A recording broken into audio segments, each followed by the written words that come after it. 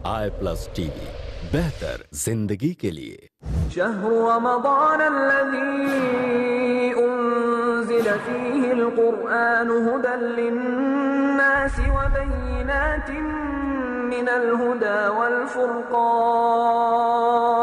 السلام علیکم ورحمۃ اللہ وبرکاتہ. الحمدللہ رب العالمین والصلاة والسلام علی رسولہ الکریم وعلی آلہ واصحابہ اجمعین. اما بعد فاعوذ باللہ من الشیطان الرجیم. بسم اللہ الرحمن الرحیم. وننزل من القرآن ما هو شفاء ورحمۃ للمؤمنین. میں سب سے پہلے اللہ سبحانہ وتعالیٰ کا شکر بجا لاتا ہوں. بے پایا درود و سلامتی ہو محمد مصطفیٰ صلی اللہ علیہ وسلم پر. محترم ناظرین کرام، آخری ایپیسوڈ میں اس بارے میں کوشش یہ کروں گا کہ جو اب اہم باتیں اب جو چیدہ طور پہ باقی رہ چکی ہے وہ بھی معلومات، ایک اہم معلومات، مفید معلومات کے طور پہ آپ کے سامنے میں دینے کی سعادت حاصل کر رہا ہوں. قرآن مجید سے شفا لینے کے بارے میں عام طور پر کمزوری پائی جاتی ہے. کچھ لوگوں نے اس کو صرف خالی بس شفا کے لیے ہی رکھ دیا ہے، ہدایت نہیں لیتے اور زندگی میں کچھ بھی فائدہ نہیں اٹھاتے، اس کے احکامات پر عمل نہیں کرتے اور اپنی زندگی بے عملی بدعقیدی والے بنا لیتے ہیں، تو یہ بھی غلط ہے. دوسری طرف یہ ہے کہ قرآن کی ہدایت استنباط قانون کہہ کر اس کے شفا کو نظر انداز کرنا یہ بھی کوئی اچھی بات نہیں ہے. اللہ نے قرآن مجید کو ہدا بھی کہا، قرآن مجید کو شفا بھی کہا. تو ہم دیکھتے ہیں ابن قیم رحمۃ اللہ علیہ ارشاد فرما رہے ہیں کہ مدارج السالکین میں جب ابن تیمیہ رحمۃ اللہ علیہ پر حالات بڑے سخت ہو جاتے تھے تو ابن تیمیہ رحمۃ اللہ علیہ آیات سکینہ پڑھتے تھے. آیت سکینہ کیا ہے؟ سورہ بقرہ سورہ نمبر 2 کے آیت نمبر 248 میں اللہ تعالیٰ ارشاد فرما رہے وقال لهم نبیہم ان آیت ملکہ ان یاتیکم التابوت فیہ سکینۃ من ربکم. سکینہ کا وڈا یعنی وہ آیت ہے اس کے اندر سکینہ کا وڈا. سکینہ مانے سکون. حالات اگر آپ کے آؤٹ آف کنٹرول ہو جائیں تو جیسے ہم کو کہا جاتا ہے دعا پڑھو لا حول ولا قوت الا باللہ، اسی طرح سے آپ پڑھتے ہیں آیت کریمہ لا الہ الا انت سبحانک انی کنت من الظالمین. ہر آیت کی اپنی ایک تاثیر ہے، اس کا ایک اثر ہوتا ہے، اس سے فائدہ ہوتا ہے. تو خاص طور سے وہ آیتیں یہاں پر جمع کر دی گئی ہیں جن آیتوں میں سکینہ کا ورڈ آیا. وہ آیتیں پڑھنے سے دیکھیں جو ورڈ جہاں پر ہوتا ہے اس کا اثر پڑتا ہے. یہ اس کے اندر استنباط ہے.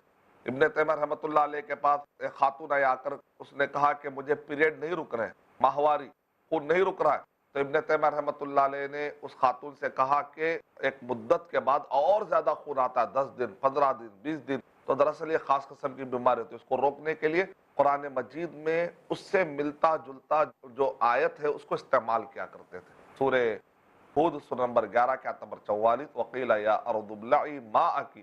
حالانکہ کانٹیکسٹ کیا ہے؟ نوح علیہ السلام کے زمانے میں جو طوفان آیا تھا، جو عذاب آیا تھا، جو آسمان سے پانی آ رہا تھا، پانی تو رک جا، اے آسمان اپنا پانی روک لے، زمین تو پانی نگل لے. تو ابن تیمیہ رحمۃ اللہ علیہ جسم کے جو بیماریاں ہوتی تھی تو اس میں وہ آیتیں استعمال کرتے تھے جو کہتے تھے کہ زمین اور آسمان سے ریلیٹڈ جو آیتیں ہیں اس کو آپ اپنا پیٹ سمجھیں اور اس سے ملتے جلتے بیماریوں کا علاج کر سکتے ہیں. جیسا کہ ہے اگر کسی کو بچہ پیدا ہونے کا ٹائم آ گیا لیکن کبھی کیا ہوتا ہے کہ وقت ایسا ہوتا ہے کہ بچہ پیدا ہوتا نہیں، عورت بہت تکلیف محسوس کرتی ہے یہاں تک کہ اس کے موت کا ڈر ہونے لگتا ہے. تو ایسے وقت پر وَأَلْقَتْ مَا فِيهَا وَتَخَلَّتْ، زمین نے ڈال دیا اور خالی ہو گئی.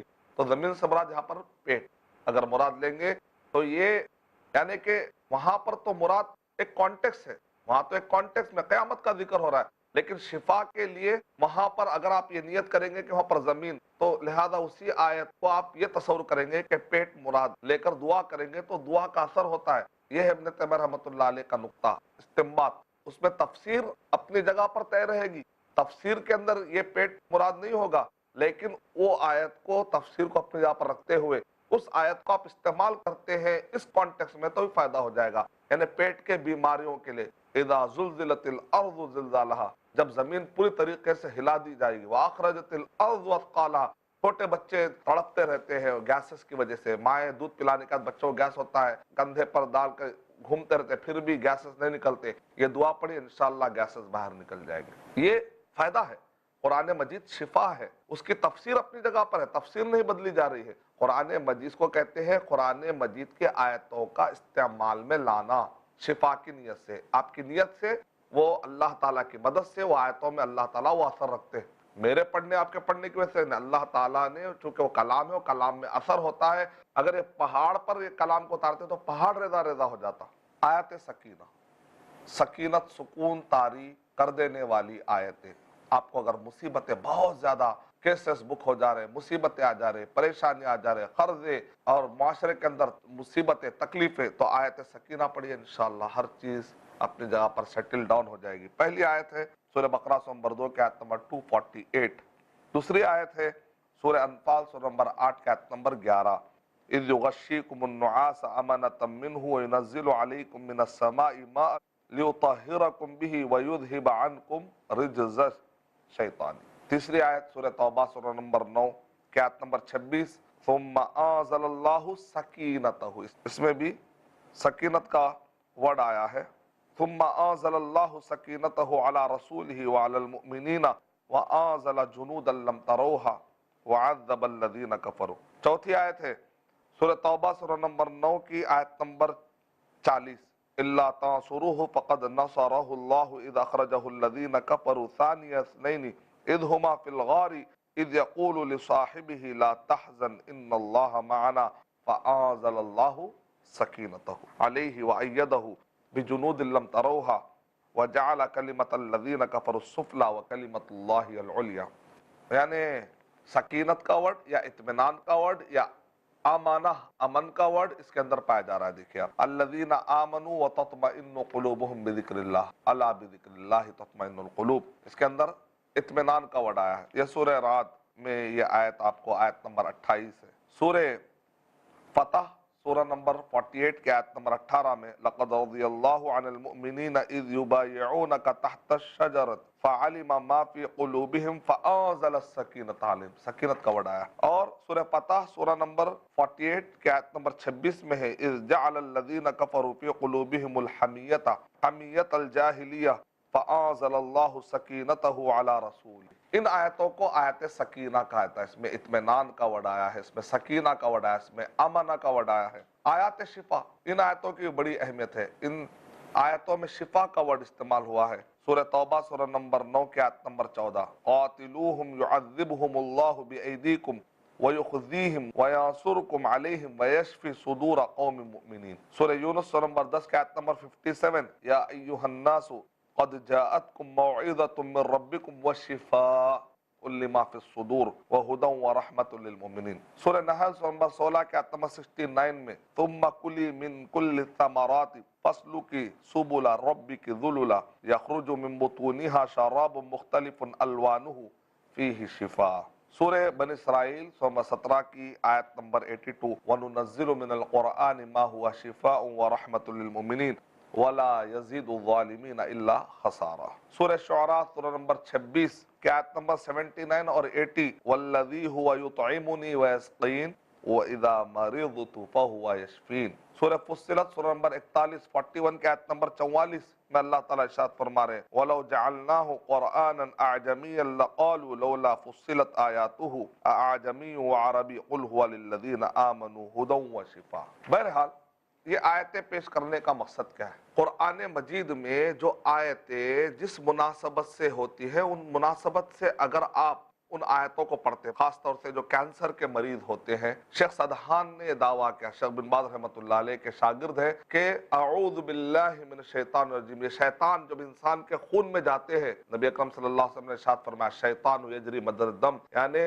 جہاں خون بہتا ہے شیطان وہاں پر جسم میں داخل ہو کر جیسے خون بہتا ویسا انسان کے اندر شیطان بہتے، اور یہ خون میں بہتے ہوئے جا کر سب سے پہلا حملہ کہاں کرتے ہیں؟ دماغ میں خپتی بناتے ہیں، انسان کو کیمیکل امبیلنس کر دیتے ہیں. وہاں پر جا کر یتخبطہ الشیطان من المس، چھو کر دماغ کو پاگل بنانے کی کوشش کرتے ہیں، اس کو خبتی بنانے کی کوشش کرتے ہیں. تو خون تو دماغ تک بھی جاتا ہے، وہاں تک پہنچ جاتے، کنٹرول انسان کو اپنے کنٹرول میں لینے کی کوشش کرتے ہیں. تو اگر یہ دعا پڑھتے ہیں وَقُلْ رَبِّ أَعُوذُ بِكَ مِنْ حَمَزَاتِ الشَّيَاطِينِ وَأَعُوذُ بِكَ رَبِّ أَن يَحْضُرُونَ. سورہ مومنون نمبر 23 کا آیت نمبر 97 98. اور اسی طریقے سے وَإِمَّا يَنزَغَنَّكَ مِنَ الشَّيْطَانِ نَزْغٌ فَاسْتَعِذْ بِاللَّهِ إِنَّهُ السَّمِيعُ الْعَلِيمُ. اگر ہم نزغات سے پناہ مانگتے ہیں، حمزات سے پناہ مانگتے ہیں، شیطان کے وسوسوں سے، قُلْ أَعُوذُ بِرَبِّ النَّاسِ مَالِكِ النَّاسِ إِلَٰهِ النَّاسِ من شر الوسواس الخناس الذی یوسوس فی صدور الناس من الجنۃ والناس،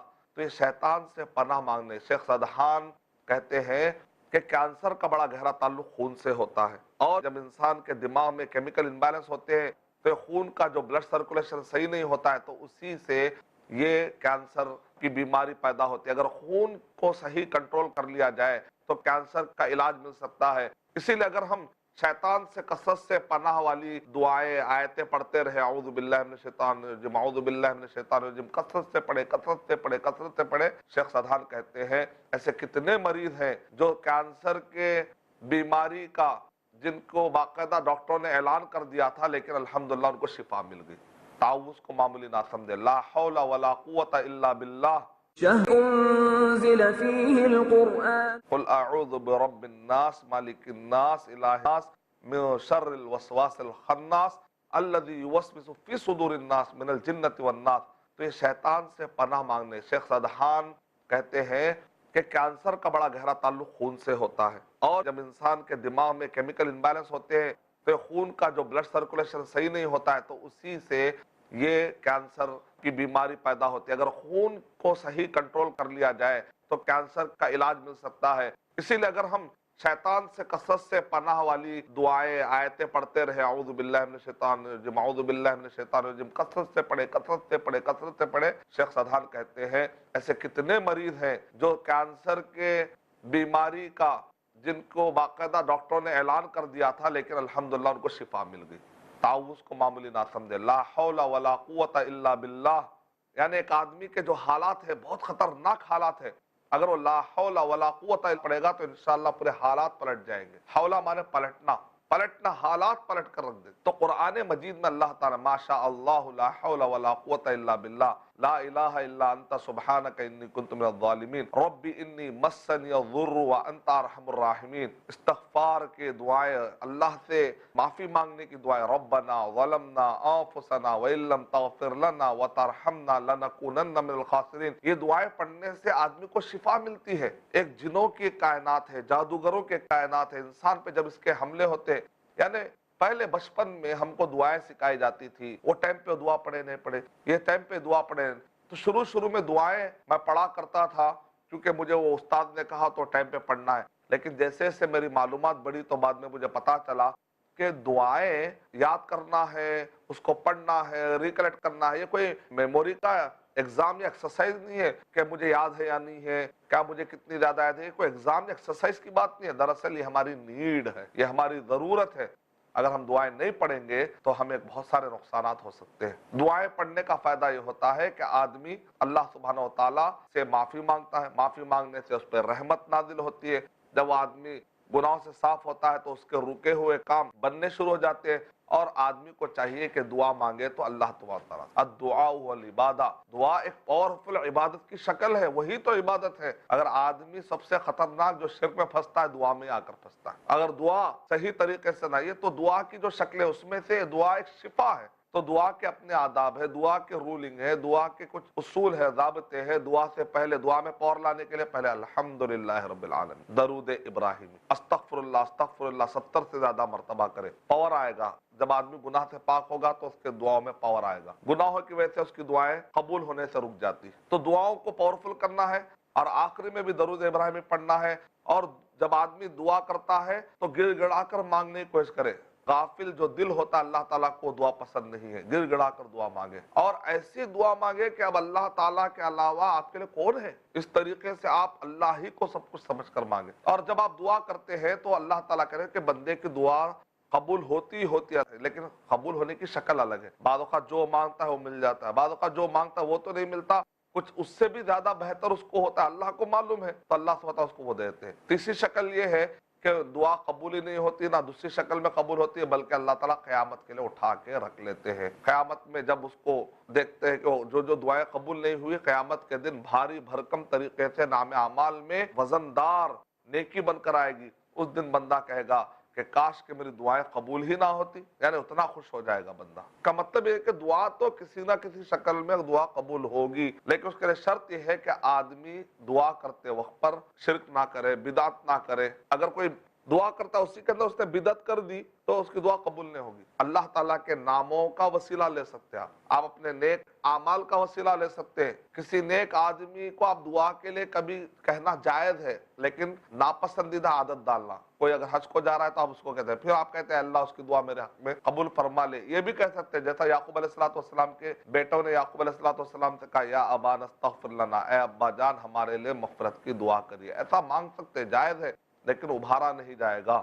ایسی شریعت جو نبی اور صحابہ کے زمانے میں جو شریعت تھی اس شریعت کے مقابلے میں لا کر ٹھہرائی جاتی اور گھڑ لی جاتی اور کہتے ہیں کہ اس سے ثواب ملے گا، نہیں کریں گے تو گناہ ملے گا، ایسا تصور، ایسی دینداری، یہ سب بدعت کی کیٹیگری میں چلے جاتے ہیں۔ کل بدعت ضلالہ وکل ضلالۃ فی النار۔ تو دعائیں، اپنی دعاؤں کے اندر بدعت نہ آئے، دعا کے اندر شرک کیا باتیں نہ ہو، اور دعا کے اندر کسی کے رشتہ داریوں کو کاٹنے کی باتیں یا نافرمانی کی باتیں نہ ہو۔ جو آپ کو ضرورت ہے وہ دعا مانگیے۔ تو دعا اللہ کے ناموں اور وسیلوں کے ذریعے سے اگر آپ دعا کرتے ہیں تو اس میں دعا میں پاور آیا تھا۔ پورے قرآن مجید میں ربنا ربنا ربنا، اے ہمارے رب، اے ہمارے رب، سیدھا ڈائریکٹ اللہ تعالیٰ سے ہی مانگنا سکھایا گیا ہے۔ تو آئیے ذرا کچھ اور میں معلومات آپ کے سامنے دینے کی کوشش کرتا ہوں۔ یہ علوم القرآن، اللہ تعالیٰ نے مجھے علوم القرآن پر کتاب لکھنے کی سعادت نصیب فرمائی الحمدللہ۔ گزشتہ تقریباً کئی ایپیسوڈز، تقریباً لگ بھگ 30 پورے ایپیسوڈ میں علوم القرآن کے بارے میں جو معلومات آپ کے سامنے پیش کی جا رہی ہے، تو میں اس ایپیسوڈ میں چاہتا ہوں کہ کچھ جو معلومات اہم معلومات اب بچ چکی ہے، باقی کے تو دیگر ایپیسوڈ میں گفتگو ہو گئی ہے، اب کچھ اہم ایسی ایسی باتیں جو جیسے کہتے ہیں مسلینس، جو بچی کچی اور بھی معلومات ہیں، انشاءاللہ اس میں کور کرنے کی میں کوشش کروں گا۔ لکھے ہوئے قرآن مجید کو مصحف کہا جاتا ہے، جنرل نالج۔ فارسی زبان کا لفظ ہے سپارہ، سپارہ کہتے ہیں پارہ۔ قرآن مجید میں تلاوت کے 14 سجدے ہیں جن پر اتفاق ہے، جبکہ 15ویں سجدے میں اختلاف ہے۔ قرآن مجید کی سب سے بڑی سورت کا نام سورۃ البقرہ ہے، 286 اس کی آیتیں ہیں۔ قرآن مجید کی سب سے چھوٹی سورت کا نام سورۃ الکوثر ہے۔ قرآن مجید کی سب سے عظیم آیت، اعظم آیت فی کتاب اللہ، آیت الکرسی ہے۔ قرآن مجید کی سب سے بڑی آیت سورۃ البقرہ کی آیت، اس کو آیت الدین کہتے ہیں، سورہ بقرہ نمبر 2 کی آیت نمبر 282۔ راجح قول کے مطابق بسم اللہ سورہ فاتحہ میں شامل نہیں، ابن کثیر رحمۃ اللہ علیہ۔ قرآن مجید میں قرآن کا لفظ کل 70 بار آیا ہے۔ قرآن میں لفظ جلالہ اور لفظ رحمان اللہ 2697 مرتبہ آیا ہے۔ قرآن میں صرف ایک صحابی کا نام آیا ہے، زید بن حارثہ۔ قرآن میں صرف ایک خاتون کا نام آیا ہے، مریم علیہ السلام۔ قرآن مجید کی سورہ مجادلہ کہ ہر آیت میں کم سے کم ایک مرتبہ اللہ کا نام آیا ہے۔ اس صورت میں کل 22 آیات ہے جن میں کل 40 بار لفظ اللہ آیا ہے۔ اردو زبان میں قرآن مجید کا سب سے پہلا ترجمہ شاہ ولی اللہ محدث دہلوی رحمۃ اللہ علیہ کے صاحبزادے شاہ رفیع الدین رحمہ اللہ نے کیا تھا۔ یہ لفظی ترجمہ تھا جو آج بھی موجود ہے۔ قرآن مجید میں توحید کے بعد سب سے زیادہ جس حکم کی تاکید کی گئی ہے وہ نماز پڑھنے کی۔ قرآن مجید کی سورہ رحمان میں آیت فَبِأَيِّ آلَاءِ رَبِّكُمَا تُكَذِّبَانِ 31 دفعہ آئی ہے۔ قرآن مجید کی سورہ القمر میں وَلَقَدْ يَسَّرْنَا الْقُرْآنَ لِلذِّكْرِ فَهَلْ مِن مُدَّكِرٍ 4 مرتبہ آئی ہے۔ سورہ مرسلات کی آیت وَيْلٌ يَوْمَئِذٍ لِّلْمُكَذِّبِينَ 10 مرتبہ آئی ہے۔ قرآن مجید میں کل 25 پیغمبروں کا نام آیا ہے۔ قرآن مجید کا سب سے بڑا کلمہ لفظ فَأَسْقَيْنَاكُمُوهُ ہے، سورہ ہجر نمبر 15 کی آیت نمبر 22 میں۔ قرآن کریم ماہ رمضان کو شب قدر میں اتارا گیا، سورہ بقرہ نمبر 2 کی آیت نمبر 185 اور سورہ قدر سورہ نمبر 97 کی آیت نمبر 1، اور اسی طریقے سے سورہ دخان نمبر 44 کی آیت نمبر 3-4۔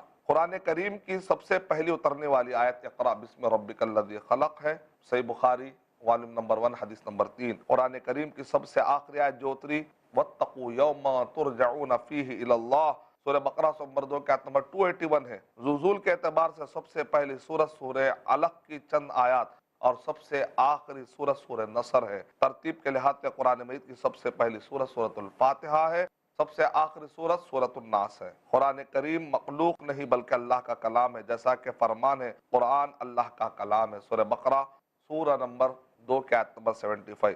سب سے پہلے ابو الاسود الدؤلی رحمہ اللہ نے نقطے لگانے کا کام انجام دیا، اور بعد نے کہا کہ کوفہ کے گورنر زیاد بن ابی سفیان نے ان سے کام کرایا۔